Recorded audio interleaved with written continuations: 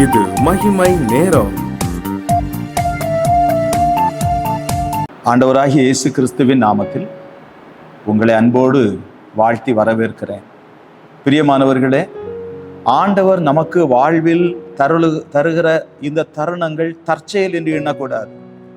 ஆண்டவராகிய இயேசு கிறிஸ்து ஏதோ ஒரு காரியத்தை என்னிலே செய்ய விரும்புகிறார். ஆண்டவரே, நீர் விரும்புகிறதை என்னில் செய்யும்படி என்னை உமக்கு தருகிறேன் என்று சொல்லும் போது கர்த்தருடைய வல்லமை இறங்கி வருகிறதை பார்ப்போம்.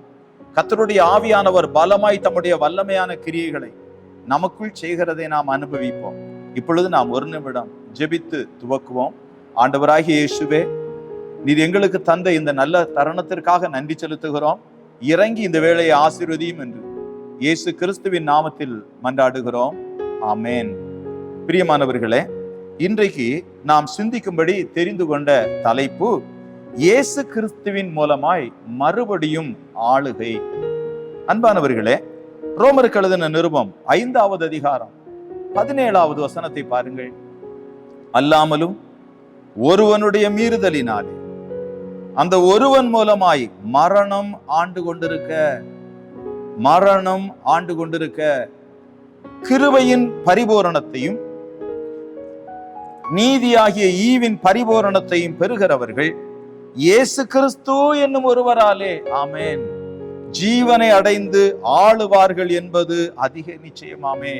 பிரியமானவர்களே, தேவன் தம்முடைய ஒரே பேரான குமாரனை நமக்கு தந்திருக்கிறார். எதற்காக? நாம் இழந்து போன ஆளுகையை மறுபடியும் பெற்றுக்கொள்ளும்படி பரலோகத்தின் தேவன் தம்முடைய குமாரனை நமக்கு தந்தார். தேவன் தம்முடைய ஒரே பேரான குமாரனை விசுவாசிக்கிறவன் எவனோ அவன் கெட்டு போக மாட்டான் என்று கர்த்தர் நமக்கு வாக்கு பண்ணினார்.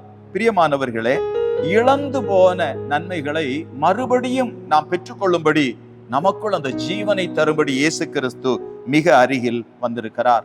நாம் ரோமருக்கு எழுதின நிருபம் 1வது அதிகாரம் 17வது வசனத்தை பாருங்கள். முன்னே நீங்கள்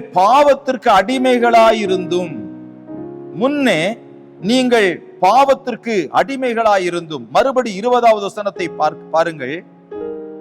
பாவத்திற்கு நீங்கள் அடிமைகளாயிருந்த காலத்தில் நீதிக்கு நீங்கினவர்களாய் இருந்தீர்கள். பாவம் ஒரு மனிதனை அடிமைப்படுத்துகிறது. வியாதி ஒரு மனிதனை அடிமைப்படுத்துகிறது. அந்த வியாதிக்கு ஏற்ப நம்முடைய வாழ்க்கையை நாம் மாற்றிக்கொள்ளுகிறோம்.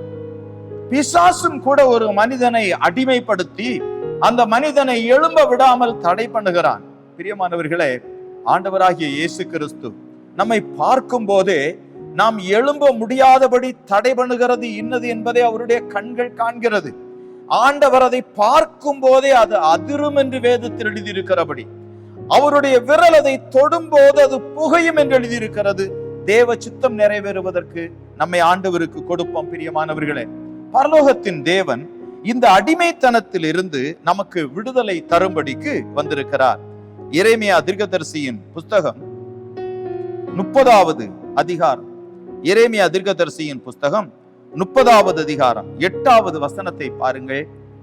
அந்நாளில் நான் அவன் நுகத்தை உன் கழுத்தின் மேல் இராதபடிக்கு உடைத்து. ஆண்டவராகிய இயேசு கிறிஸ்துவினிடத்தில் வரும்போது என்ன நடக்கிறது? வருத்தப்பட்டு பாரம் சுமக்கிறவர்களே, நீங்கள் எல்லாரும் என்னிடத்தில் வாருங்கள். ஆண்டவர் என்ன செய்கிறார்? அந்த நுகத்தை உடைத்து உன் கட்டுகளை அறுப்பேன் என்று சேனைகளின் கர்த்தர் சொல்லுகிறார். அந்நியர் இனி அவனை அடிமை கொள்வது இல்லை. ஆகவே ஆண்டவராகிய இயேசு கிறிஸ்துவினிடத்தில் வரும்போது இந்த மேன்மை நமக்கு நடக்கிறது. ஆண்டவர் என்ன சொல்லுகிறார்? கவனியுங்கள். எரேமியா தீர்க்கதரிசியின் புஸ்தகம் 2வது அதிகாரம், எரேமியா தீர்க்கதரிசியின் புஸ்தகம் 2வது அதிகாரத்தை பாருங்கள். 14வது வசனத்தை நான் படிக்கிறேன், கவனியுங்கள். இஸ்ரவேல் ஒரு வேலைக்காரனோ, அவன் வீட்டில் பிறந்த அடிமையோ ஏன் கொள்ளையானான்? எப்படி இந்த அடிமைத்தனம் வந்து விட்டது? 17வது வசனத்திலே சொல்லுகிறார், உன் தேவனாகிய கர்த்தர் உன்னை வழியிலே நடத்தி கொண்டு போகும் காலத்தில் நீ அவரை விட்டு போகிறதினால் அல்லவோ இதை உனக்கு நேரிட பண்ணினாய். ஆகவே இயேசு கிறிஸ்துவோடு நடப்பதற்கு நாம் அழைக்கப்பட்டிருக்கிறோம். ஆண்டவரை விட்டு விலகும் போது மறுபடியும் பாவம் நம்மை அடிமைப்படுத்துகிறது, பிசாசு நம்மை அடிமைப்படுத்துகிறான், வியாதிகளும் நம்மை பலவீனப்படுத்துகிறது. பிரியமானவர்களே, ஆண்டவராகிய இயேசு கிறிஸ்து நம் ஒவ்வொருவருடைய வாழ்விலும் இருக்கிற இந்த அடிமைத்தனத்தை மாற்றும் போது என்ன நடக்குமா?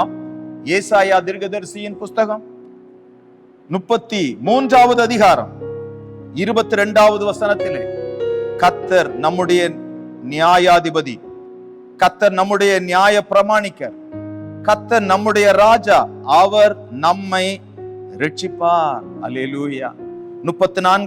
24வது வசனத்தை பாருங்கள்.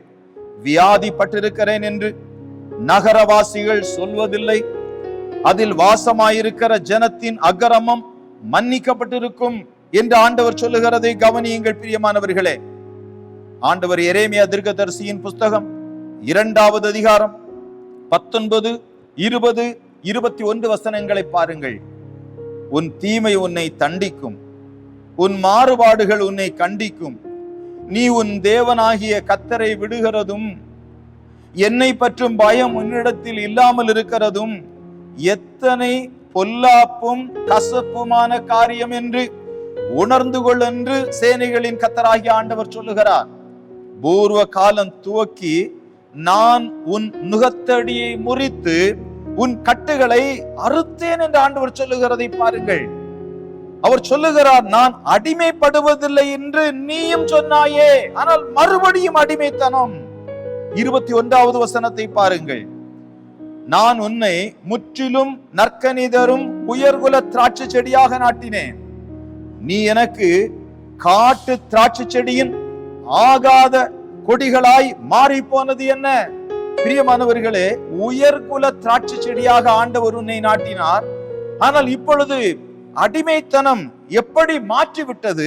காட்டு திராட்சை செடியின் ஆகாத கொடிகளாய் மாறி போனதை நாம் வேத புத்தகத்திலே படிக்கிறோம். பிரியமானவர்களே, ஆகவே ஆண்டவர் இப்பொழுதும் எதிர்பார்ப்போடு நம்மை பார்க்கிறார். அவருக்குள் ஜீவன் இருந்தது, அந்த ஜீவன் மனுஷருக்கு ஒளியா இருந்தது. ஆண்டவராகிய இயேசு கிறிஸ்து சொன்னார், யோவான் 10:10, நானோ அவைகளுக்கு ஜீவன் உண்டாயிருக்கவும் அது பரிபூரணப்படவும் வந்தேன். ஏனென்றால் நம் ஒவ்வொருவருக்கும் தம்முடைய ஜீவனை தந்து நம்மை மறுபடியும் ஆளுகைக்குள் கொண்டு வர வேண்டும் என்று விரும்புகிறார். இனி நாம் அடிமைப்பட்டவர்கள் அல்ல, நம்மை எழுந்து நிமிர்ந்து நிற்க செய்வதற்கு நமக்காக உயர்த்தப்பட்ட இயேசு கிறிஸ்துவை பாருங்கள். சிலுவையில் அவர் சிந்திய ஒவ்வொரு சொட்டு இரத்தமும் இப்பொழுது நம்மிலே பாய்ந்து சொல்லுகிறது. எதற்காக? நம்முடைய அடிமைத்தனத்திலிருந்து நம்மை விடுவிப்பதற்காக, நம்முடைய பாவத்தில் இருந்து நம்மை விடுவிப்பதற்காக, நம்முடைய வியாதியில் இருந்து, அது எப்படிப்பட்ட வியாதியாக இருந்தாலும் இயேசுவின் இரத்தம் நமக்குள் பாய்ந்து சொல்லுகிறது. எல்லா சாப கட்டுகளும் தெரிக்கிறது, எல்லா போராட்டங்களும் நம்மை விட்டு விலகுகிறது. இப்பொழுது நமக்கு உதவி செய்யும்படி கர்த்தர் வந்திருக்கிறார். எல்லா பிசாசின் அடிமைத்தனத்திலிருந்து நம்மை விடுவிப்பதற்கு ஆண்டவர் வந்திருக்கிறார். பிரியமானவர்களே, நாம் அவரிடத்துல வருகிற போது நம்மை மறுபடியும் ஆளுகிறவர்களாக பரலோகத்தின் தேவன் நம்மை ஆசீர்வதிக்கிறார். பிரியமானவர்களே, இயேசு கிறிஸ்துவின் நாமத்தில் நாம் ஆளுகை செய்வோமானால் ஆண்டவர் இந்த மண்ணிலே எதற்காக வைத்திருக்கிறாரோ அந்த காரியத்தை 100% செய்வதற்கு இதோ நமக்கு மிக அருகில வந்து நிற்கிறார். இந்த ஆளுகையை பெற்றுக் கொள்வதற்கு நாம் எல்லாரும் ஆண்டவராகிய இயேசு கிறிஸ்துவின் இடத்துல இரக்கம் கேட்போமா? ஆண்டவரை நோக்கி மன்றாடுவோம். இரக்கமுள்ள எங்கள் நல்ல தகப்பனே, எங்கள் அடிமைத்தனத்தில் இருந்து எங்களை விடுவிப்பதற்கு இந்த மண்ணில் வந்தீரே, நாங்கள் உம்மை வரவேற்கிறோம். ஒவ்வொருவருடைய வாழ்விலும் இப்பொழுது இயேசுவின் ரத்தம் பாய்ந்து செல்லுகிறது. அநேக கட்டுகள் தெரிக்கிறது, சாப கட்டுகள் முறிகிறது. ஆண்டவர் மிகவும் பலத்தவராய் எங்கள் நடுவில் வந்திருக்கிறீர். ஒவ்வொருவரை நீர் தொடுகிறதற்காக உமக்கு ஸ்தோத்திரம். உம்முடைய வல்லமை விளங்குகிறதற்காக ஸ்தோத்திரம். தேவ செயலுக்குள் எங்களை அர்ப்பணிக்கிறோம். எங்களோடு இரும். எல்லா மகிமையும் உமக்கு தருகிறோம். இயேசு கிறிஸ்துவின் நாமத்தில் ஜெபிக்கிறோம் எங்கள் ஜீவனுள்ள தகப்பனே. ஆமேன், ஆமேன்.